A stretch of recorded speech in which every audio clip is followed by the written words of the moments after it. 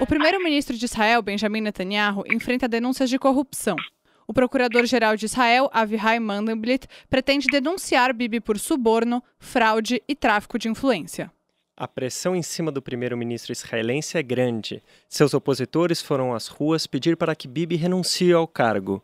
E você deve estar se perguntando, e eu com isso? Esse é o podcast do IB, o Instituto Brasil-Israel, que pretende falar das relações entre os dois países que parecem estar se fortalecendo. Eu sou Anita Efraim, jornalista, judia e fanática por futebol. E eu sou Daniel Dueck, cientista social, colaborador do IB, hoje substituindo a Amanda. E o nosso convidado hoje é o João Miragaia, Sheliach do Abonim Dror no Brasil. João, se apresenta e já explica para o nosso ouvinte o que é um Sheliach. Oi, pessoal, tudo bem? Meu nome é João Coates Miragaia, eu sou um emissário, dentro da agência judaica, como do movimento juvenil Abonim Dror, no Brasil.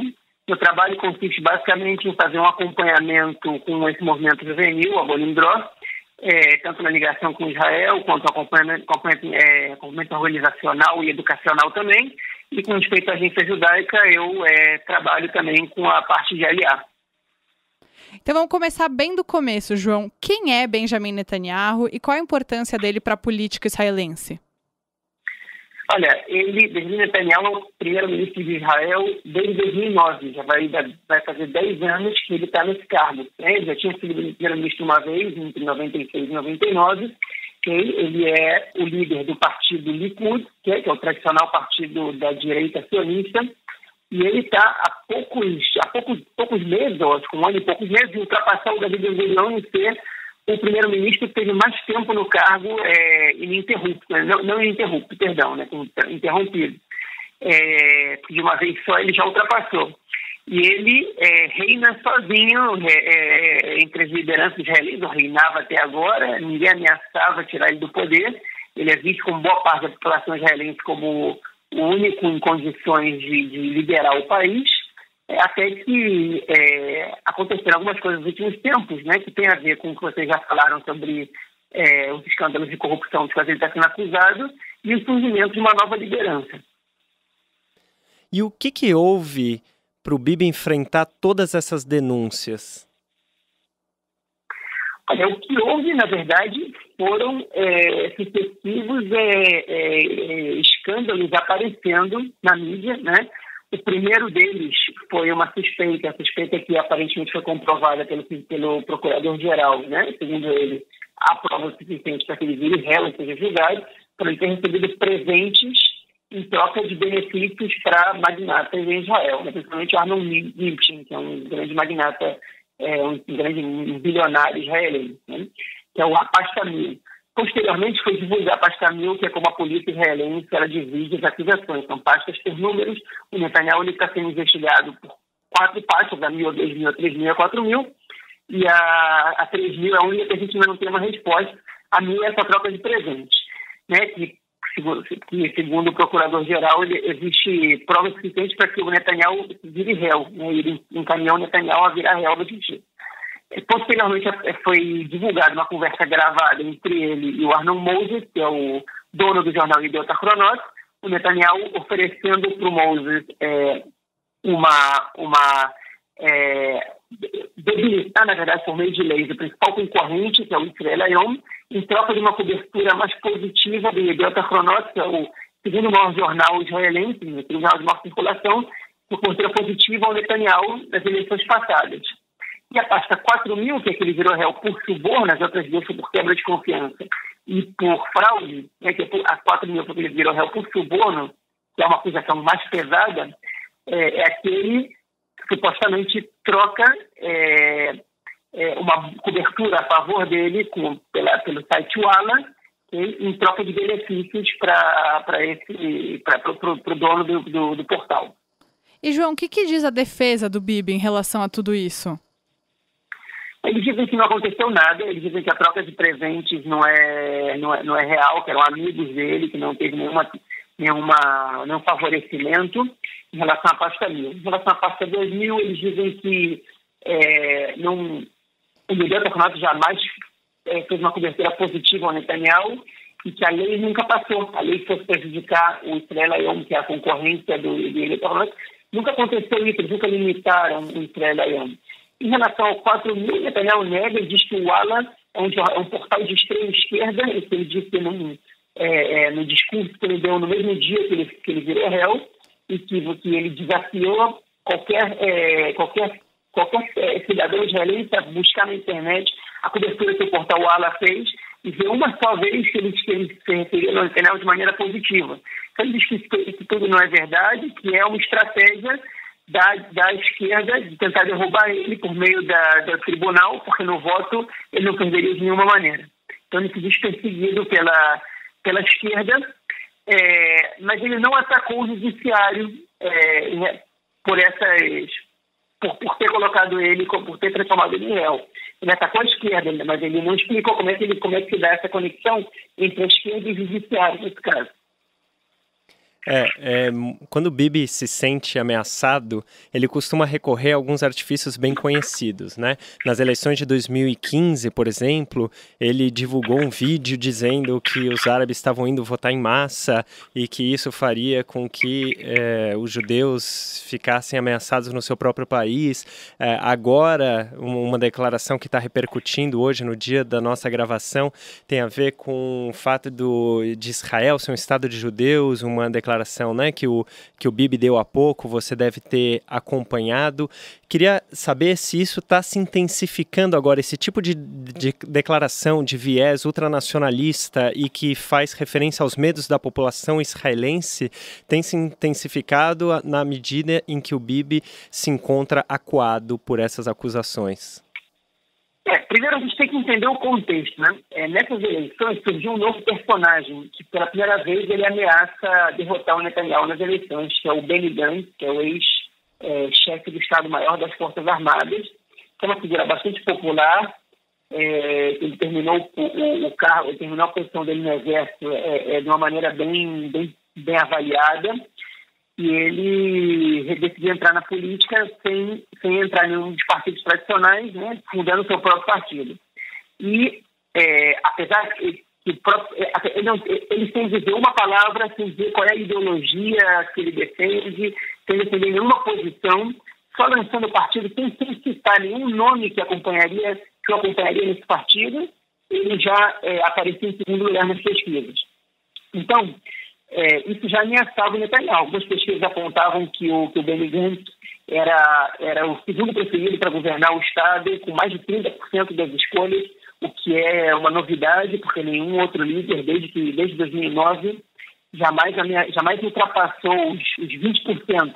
Né, respondendo essa pergunta de quem é a pessoa ideal para governar o Estado, e Netanyahu sempre teve mais de 50%. Ele sempre foi visto até pela oposição como a pessoa mais indicada, né? O único ali com condições de liderar o Estado, o único que visivelmente podia ser o primeiro-ministro. Então, essa entrada do Benny Gantz no jogo eleitoral, ela deixou o Netanyahu em alerta. Junto às acusações de corrupção, as acusações não, né? Junto ao fato de ele ter se tornado réu, né? Ele já passou a parte de ter sido acusado, de ter sido indiciado pela polícia, agora ele se tornou réu na justiça. Então isso aumenta ainda mais o drama dele para que talvez não consiga se eleger. E o terceiro fator foi a união de forças entre o Benny Gantz e o Lapid, líder do partido Yesh Atid, que era a terceira força segundo as pesquisas. Eles se juntaram, fizeram um acordo, vão concorrer em conjunto, um acordo no qual o Benny Gantz governaria os 2 anos e meio iniciais da cadência, caso eles sejam eleitos, e o Lapid o último ano e meio, caso eles se mantenham 4 anos no poder. E eles ultrapassaram o Likud nas pesquisas e estão liderando as pesquisas, né?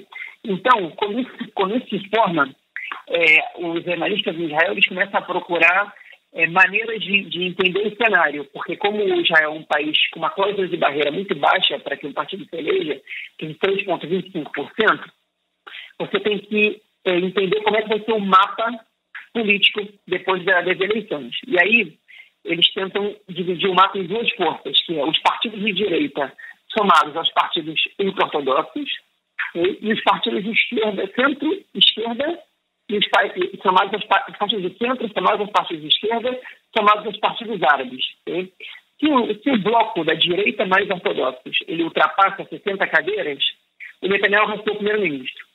Se ele não ultrapassa 60 cadeiras, a gente sabe que o Netanyahu não vai conseguir formar o governo. Aí fica a pergunta no ar se o Benny Gantz vai conseguir formar o governo. Mas então, o que o Netanyahu faz, né, com essa declaração que o Vitor se referiu? O que é essa declaração polêmica que ele e outros membros do Likud deram ultimamente? Existe uma coisa já chamada bloco de bloqueio, né, Gush Rotem, que é exatamente o que eu expliquei agora. Quando você consegue unir forças e impedir que alguém consiga formar o governo, que precisa ter no mínimo 61 cadeiras das 120 da Knesset. E a maioria das pesquisas recentemente publicadas mostraram que os partidos árabes, somados aos partidos de centro e aos partidos de esquerda, eles chegam a 60 ou mais cadeiras. E aí, isso formaria um bloco de bloqueio. Netanyahu não conseguiria formar o governo. E aí ele acusa o Benny Gantz de estar tramando um governo com partidos árabes que visam a destruição do Estado de Israel. O que não é exatamente verdade, porque o bloco de bloqueio não quer dizer que o Benny Gantz depois vai formar o governo com esses partidos. Nada impede que ele se aproxime dos partidos ultra-ortodoxos ou de partidos da centro-direita que, teoricamente, estão mais próximos do Netanyahu. Mas automaticamente impede que o Netanyahu não consiga formar sua maioria e assim não possa assumir. Exatamente. Mas isso é uma estratégia, essa é uma estratégia que o próprio Netanyahu já usou. Em 2009, quando o Olmert renunciou e a Livni assumiu o poder como número 2 do partido, assumindo o número 1, ela tentou formar o governo para não ter que convocar eleições. E os partidos árabes, eles que nunca entraram em nenhum governo em Israel, eles são sempre oposição, eles se recusaram a ingressar nesse governo de centro. E aí o Netanyahu ele fez um equilíbrio total de 60 a 60. E a Livni teve que dizer ao presidente que não conseguiu formar a coalizão e por isso tem que convocar eleições. Então o próprio Netanyahu já usou esse artifício. Né? Porque você não precisa nem perguntar para os partidos árabes se eles vão indicar o Netanyahu ou não. A gente já sabe que eles não vão indicar o Netanyahu. Como a gente já sabe que eles não vão indicar o Gantz. Né? A gente também supõe pelo histórico deles. Mas a declaração do Netanyahu é problemática porque ela está, nesse caso, né, polêmica, porque ela está acusando o Benny Gantz de adotar uma estratégia que ele não adotou, que ela é natural e que não está se aproximando dos partidos árabes. João, você morou bastante tempo em Israel, você está temporariamente aqui no Brasil, mas acho assim, podemos concluir que você conhece bastante a sociedade israelense. Aqui no Brasil, a gente sabe que tem uma questão muito grande em relação à corrupção.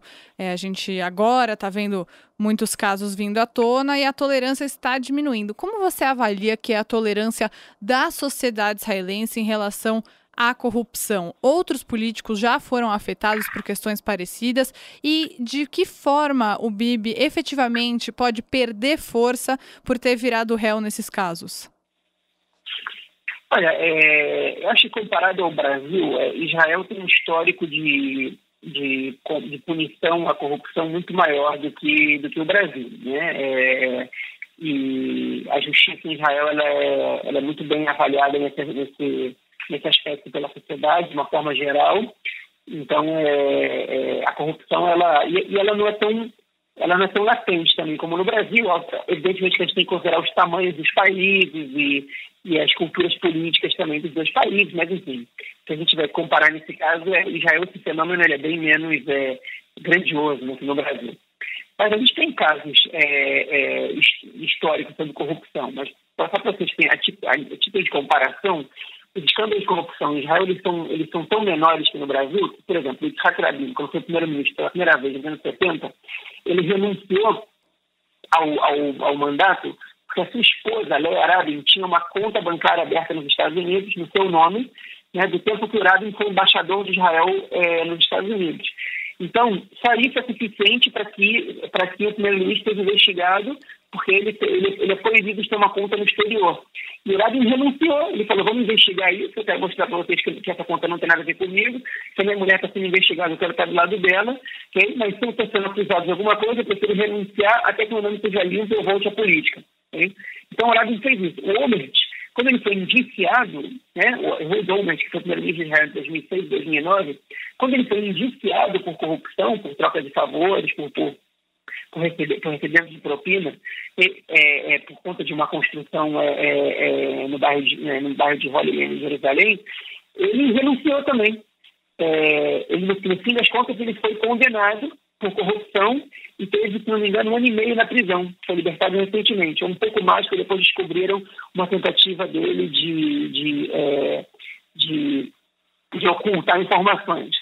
Né? E o Netanyahu ele já ultrapassou essas duas fases. Ele já foi acusado, ele já foi indiciado e agora ele virou réu. Mas ele não renunciou, afirmou que não vai renunciar, que pretende continuar sendo primeiro-ministro por mais muitos anos. E a população, pelo menos os eleitores clássicos do Likud, não estão aparentando abandonar o Netanyahu nesse cara. Né? O fato de ele ter virado réu não fez muita diferença nas pesquisas. Né? Ela fez uma pequena diferença depois do anúncio do Mandelblit, né, do procurador-geral, no momento que o Netanyahu virou réu. Teve um crescimento um pouco maior para o bloco centro-esquerda e árabes, tirando cadeiras da direita. Mas nas últimas duas pesquisas divulgadas, o Netanyahu já recuperou força, o bloco da direita já recuperou força, e ele hoje, segundo as últimas duas pesquisas que saíram recentemente, seria eleito primeiro-ministro. Então afeta mais os indecisos do que propriamente os eleitores do Netanyahu. Ele não está sendo abandonado pelos seus fiéis. Ele claramente, o público, hoje em dia ele teria mais ou menos o mesmo número de cadeiras que ele teve na eleição passada. São 30 cadeiras para o Likud, né, que é 1/4 da Knesset. Ele claramente não está sendo abandonado pelos eleitores fiéis do Likud, porque os eleitores do Likud eles votam também no Netanyahu e também no partido. Eles não abrem mão de votar no partido deles, que ao que parece é a principal força de Israel nos últimos 15, 20 anos. Mas ainda é cedo para a gente saber, porque as pesquisas em Israel elas têm a margem de erro de mais ou menos 3%. E quando a gente avalia uma cláusula de barreira de 3,25%, a gente pode entender que pelo menos uns 7, 8 não sei, mas uns 4, 5 partidos, eles estão dentro da margem de erro entre ter 8 cadeiras, 9 cadeiras, ou não entrar na Knesset. Okay? E se 3 ou 4 partidos que estão cotados que estão aparecendo nas pesquisas não entram, isso muda muito a configuração, porque os partidos grandes eles acabam se beneficiando muito disso, porque esses votos são descartados. Então, a gente não tem como saber exatamente, com precisão, o que vai acontecer. Por outro lado, eu vou agora contradizer, como eu acabei de dizer, as pesquisas elas mostram cenários muito parecidos. Então, aparentemente, elas têm uma confiabilidade razoável. Mas então, o que a gente pode concluir com isso é que os escândalos de corrupção nos quais Netanyahu aparentemente está envolvido, dos quais ele vai ser réu e vai ter que responder na justiça, eles não afetam consideravelmente os votos no Likud. No final de março, o presidente do Brasil, Jair Bolsonaro, desembarca em Israel para alguns dias de visita, na qual ele vai se encontrar com o Benjamin Netanyahu. Mais que amigos, friends. Friends, irmãos. E a gente sabe que o Jair Bolsonaro se elegeu no Brasil tendo como base um forte discurso anticorrupção. Então eu queria saber, na tua opinião, João, essa visita do Jair Bolsonaro ao Benjamin Netanyahu, que medida ela pode fortalecer o primeiro-ministro israelense às vésperas da eleição? E mais ainda, se o Bibi for condenado, o Bolsonaro vai ter apertado a mão do Lula israelense? Olha, Lula israelense, eu de jeito nenhum concordo com essa comparação, acho ela fora de lugar, porque o Netanyahu não tem nada a ver com o Lula, fora o caso dos dois terem sido ou estarem sendo, né, acusados de corrupção e passando por essa situação na justiça, mas não acho que ninguém vai... Bom, enfim, não sei como é que no Brasil a mídia vai retratar esse caso. Mas eu, particularmente, acho que essa não é uma comparação que caiba. Mas o que eu acho é o seguinte, eu não sei como isso influenciar muito no Brasil, né, o fato do Netanyahu estar sendo acusado de corrupção e o Bolsonaro ir visitar o Netanyahu em Israel bem em meio a esse processo. Como isso poderia influenciar as eleições em Israel? Eu acho que pouco, porque se fala muito pouco do Brasil em Israel, né? Se fala pouco do Bolsonaro, ele o Netanyahu, inclusive, cobra da mídia que noticiem mais os grandes feitos dele em relação à política internacional, parafraseando o Netanyahu, né, que Israel estabeleceu relações com o país que não tinha, hoje em dia tem uma relação muito boa com os Estados Unidos e com o Brasil e tudo mais, e cobra da mídia que noticia isso, que ele foi na posse do presidente do Brasil e tudo mais. O que vai ser curioso, o que eu estou esperando para ver, é que março, né, agora fim de março, é as vésperas das eleições em Israel. E se o Netanyahu estiver perigando perder as eleições, né, eu estou curioso para saber, para observar duas coisas. Uma, de que maneira ele vai mostrar o Bolsonaro para o público, né? De que maneira ele quer apresentar o Bolsonaro para o público em Israel. Né? O público de Israel claramente não sabe que o Bolsonaro também está passando, que o governo Bolsonaro já, em 2 meses, já tem casos de denúncias de corrupção também, envolvendo até o filho dele, que não tem a ver exatamente com o governo, mas tem a ver com a figura dele. Eu gostaria de ver isso. A segunda coisa que eu gostaria de dizer que tempo que o Netanyahu vai poder dedicar ao Bolsonaro nessa reta final de campanha. Eu estou pensando que esse timing ele foi positivo para o Netanyahu, porque, ao que parece, né, o Bibi ele tá um pouco pressionado, né? Ele já começou a campanha dele tem algum tempo, então receber uma visita estrangeira no líder de outro país nesse momento, né? Ele tem que ser uma coisa muito usada de estrategicamente muito positiva. E eu estou ansioso para ver como é que o Netanyahu vai trabalhar isso com o público, com a mídia especificamente. Mas eu não acho que as denúncias de corrupção de ambos os lados, né, porque o governo Bolsonaro também está envolvido em algumas denúncias de laranjas, esse tipo de coisa, eu não sei como, eu não consigo prever como é que isso possa influenciar, porque se nem os casos de corrupção envolvendo o próprio Netanyahu fizeram com que ele perdesse votos, eu acho que dificilmente o Bolsonaro pudesse representar perda ou ganho de votos para ele. João, muito obrigada pela sua participação aqui com a gente. A gente segue acompanhando, então, como será essa visita e também como serão as eleições. E com certeza a gente volta a conversar. Obrigado pelo convite. Valeu, João. Abração, cara. E no IB Indica dessa semana, a gente gostaria de destacar o livro O Início do Sionismo do Brasil, Ambiguidades da História, do professor e historiador Michel German, que esteve conosco no primeiro episódio do podcast.